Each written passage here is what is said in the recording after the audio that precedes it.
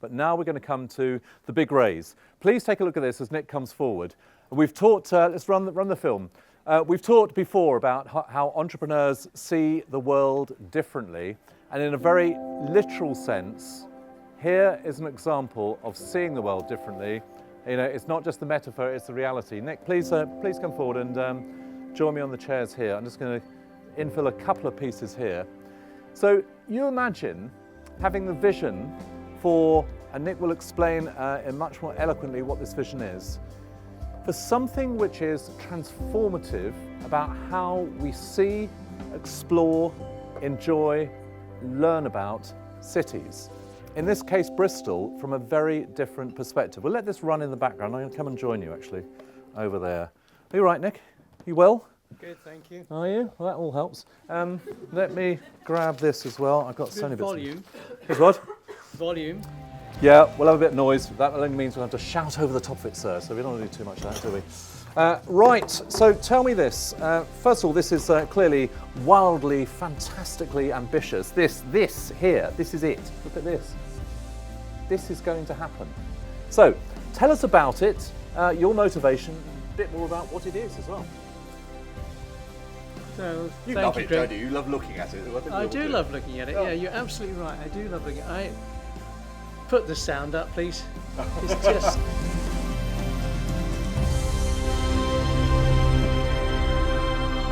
Yes, that's a brilliant piece of filmmaking by a wonderful team that I used to do this, and it's really important. So, where did the idea come from? Well, necessity is the mother of invention. You've heard that, and just before the 2008 Great Recession, my architectural practice had a turnover of $3 million a year, and I had 65 staff. After it, I had a turnover of 400,000 and 15 staff.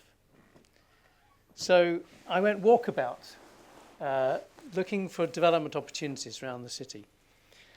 I'd have studied cities through master planning, and looking down, I could see how clearly, so we should be on the next slide. Sorry, that's lovely, thank you. Looking down, I could see how clearly the origins and the progress of the city can be seen from above. And I wondered how I could show this to people. I thought, put the London Eye in there, it'll spoil the view. And suddenly, I saw what you've just seen. I thought, that'll do it. So since that light bulb moment, which is nearly 10 years ago, we've proved the physics, because that's quite a complicated structure. It could do lots of funny things. We've made sure that doesn't happen. We've prototyped the engineering. We've identified our audience, and we've thoroughly worked the business case. And we got unanimous consent from councillors at planning. That of itself is a significant achievement. We're going to, a round of applause for that one alone. We're going to come on to, I mean, the underlying point here, that you're about to go through a fundraising round. We'll touch on parts of that to bring this vision through to reality. But also, I'd like you to talk about the public benefits. It is, of course, an experience, but it's more than that. It has an educative civic value. So next slide, please. So if you visited the South Bank before and after the millennium, you will have experienced the phenomenal change that flowed from the London Eye being there. Obviously, Arc will be eye-catching. It'll be a way to orientate yourself around the city, and it will become a talking point and a matter of city pride. In addition, based on research into and experience of other successful attractions, these are the benefits that ARC will bring to Bristol. So just the headline numbers there, an £853 million gain to the local economy over 25 years. Yeah, just pause at that point. 850 million quid, you know, rounded up, rounded down. That's a very substantial sum. That is the benefit of the visitor spend and the multiplication that has. It's a standard methodology that people use for assessing these benefits. So it's pretty valuable to the city. We'll directly employ about 90 people in good jobs, and I'll talk about those a bit later, and those jobs buzzing with creativity and responsibility. There was an issue about the impact on existing attractions, And Mike Nevin, our economist, did some research on this and found that neighbouring attractions actually increased by 5 to 15%. So not only do we do ourselves benefit, and that actually isn't in those numbers, that's just what happens to local. So that's the sort of halo effect. When people are there for this, they also do. They make a day of it, they come and do something else. It makes it more important to come to this place because there's more things to do. So, but then there's the other aspect.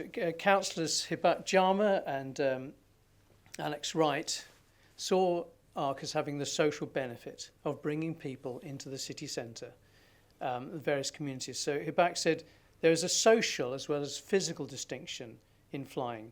Some people in Bristol don't own a passport and have let alone flown.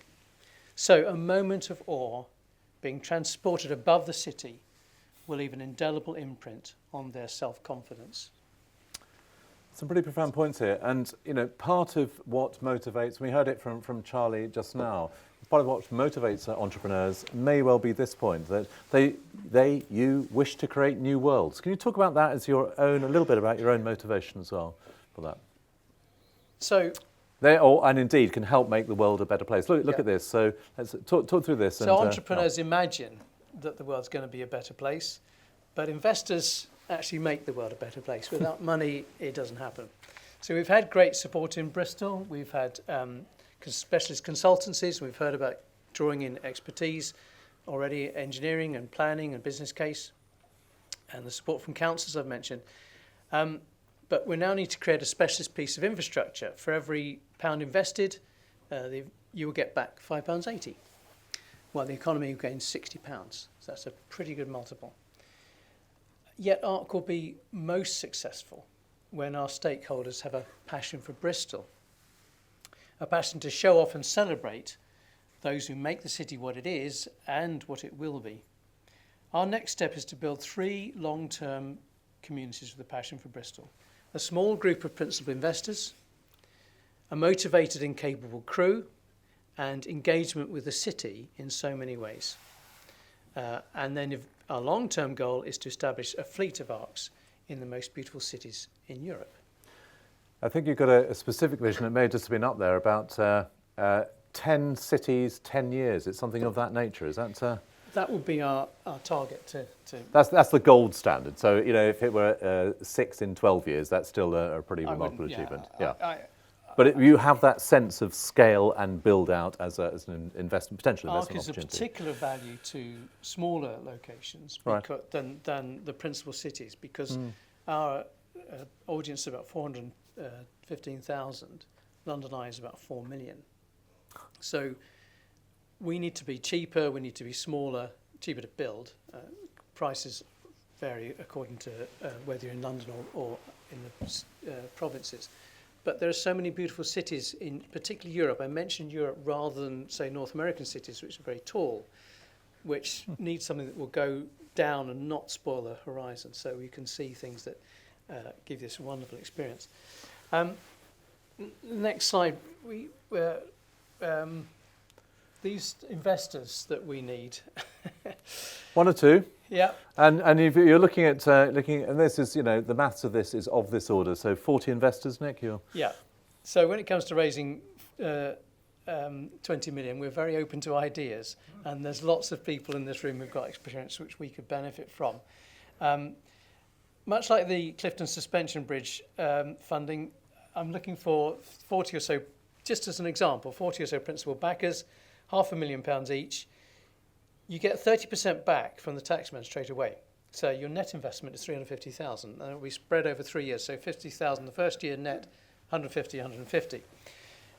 Once you start trading in spring 2027, you will receive £45,000 in dividends a year, and with the benefit of 5 years track record, we'll refinance and you'll exit with 2 million. That's an internal rate of return, or IRR, of 38%. So that's quite good from the numbers. Maybe not enough to, it's not the hockey stick, but it's a good number. More than that, you'll bring your invaluable business sites, so we'd be very grateful for those.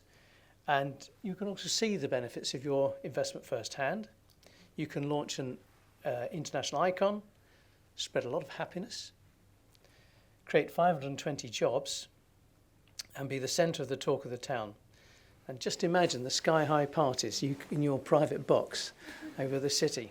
I think from a MediaClash perspective, we can definitely imagine the private parties at some point. So if that flies your kite, very good, or you know someone from whom it might, then please grab me afterwards. As Rob Nye says, we hope we'll be fun to work with. Yeah.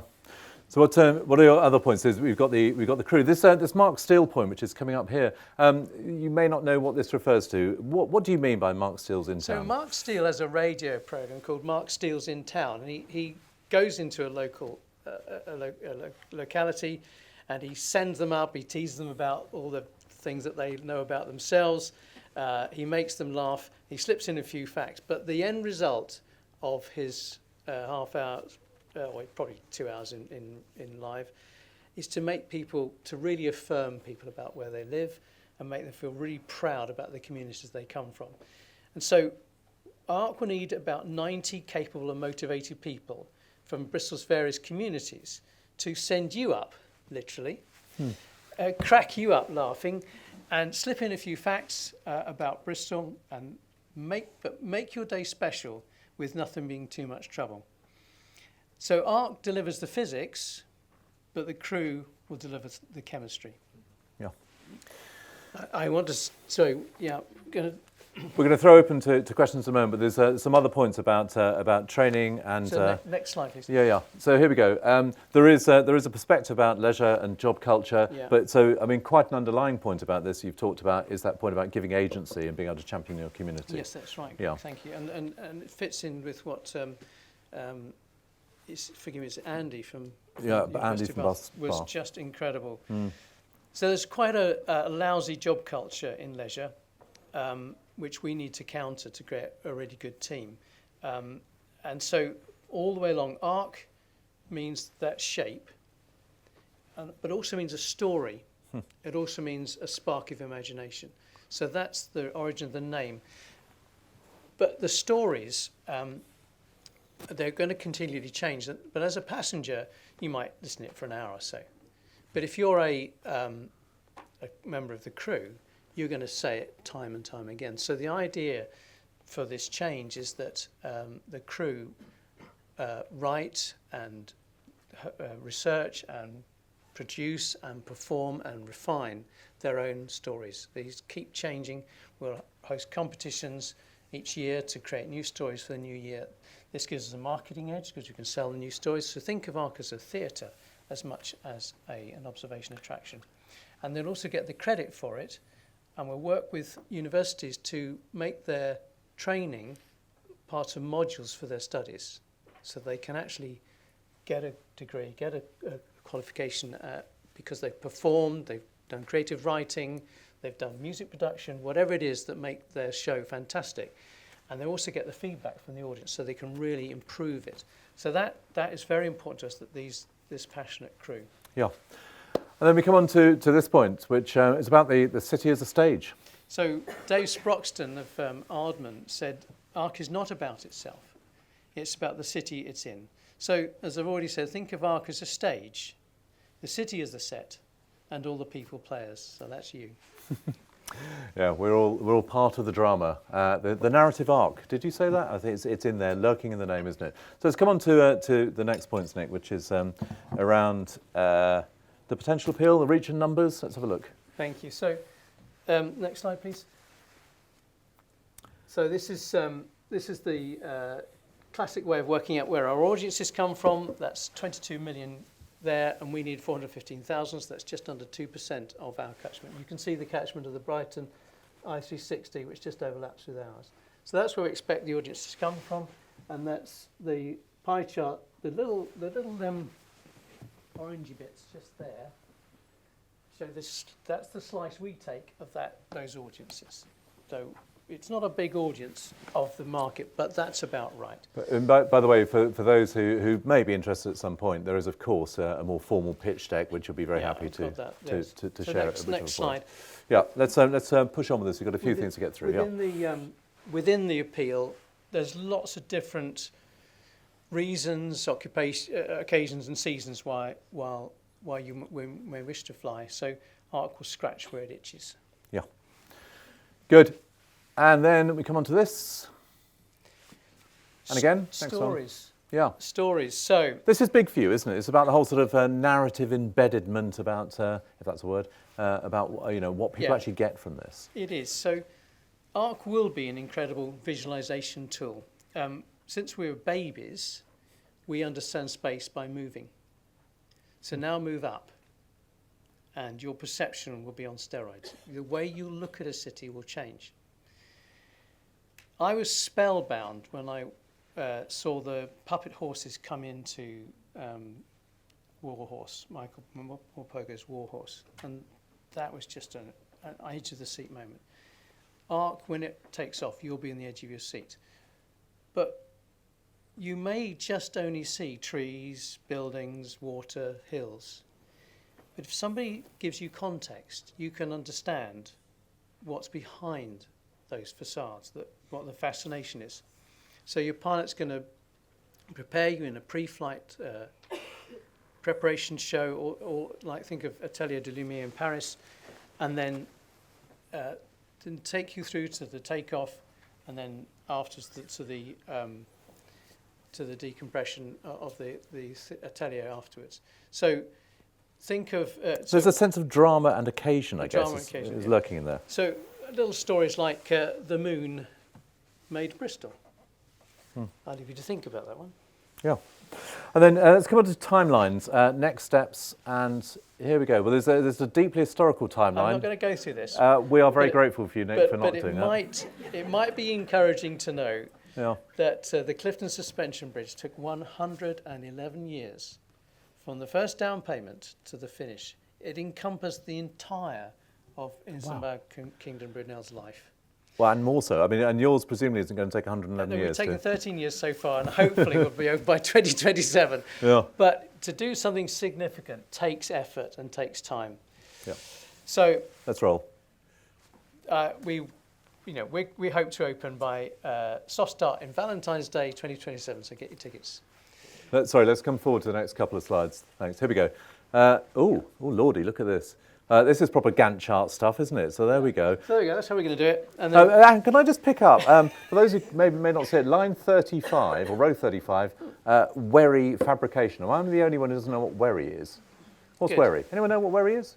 Anybody know what we've got a wherry person. What's a wherry? Good. You know what a wherry is. He's one of yours, is he? It's a cheat. Oh, no. Well, you do. I've planted Oliver in the audience, but if any of you have been in the far room, Oliver has been modelling the wherry. Very good. The wherry is a boat. Okay. And the reception facilities may be in a boat in the floating harbour. So Arc will come down. If you wonder how we get in the cabin, Arc comes down to the ground or to the roof of a building and takes on passengers on the level. So it's completely level access. And the wherry is one way of doing it. Well, have you got any closing thoughts, final points? We've got a minute or so to go. Unless you want to ask any questions, I think we're also running out of time. I think we're pretty much done. So it seems to me that any entrepreneurial endeavour, the more ambitious, the more different, the more complicated it is, the more immediate. It's like a Rorschach test of personality. I suspect some of you will be looking at this thinking, sounds great, but I don't really know, how it's all going to work. And others of you will be thinking, bloody hell, this is going to, no, maybe not bloody hell. Take it off the camera when we edit it. You'll be thinking this is educative. This is hospitality related. This is dynamically important for Bristol. This maybe from a financial investor perspective, there is value to be created here. Architecturally, you're very much your expertise, Nick.